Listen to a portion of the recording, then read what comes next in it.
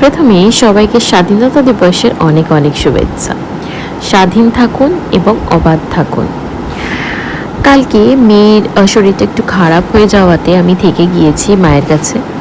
এই যে বাবলো, কোনো চিন্তা ভাবনা কিছু নেই, শুধু ঘুমাচ্ছে।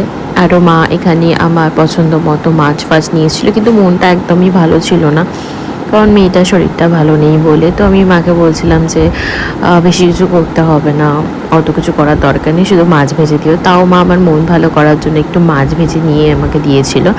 আর এখানে দেখতে পাচ্ছ পার্সেল, মানে খাবারের পার্সেল। বাবা যখনই অফিস থেকে পার্সেল পেতো তখন মানে আমার জন্য নিয়ে আসতো, আমার বা দিদির জন্য, কারণ বাবা সবসময় আমাদেরকে হ্যাপি করতে চাইতো যে আমরা এই ছোট ছোট খাবারগুলো দেখি পেয়ে খুব আনন্দ পাবো।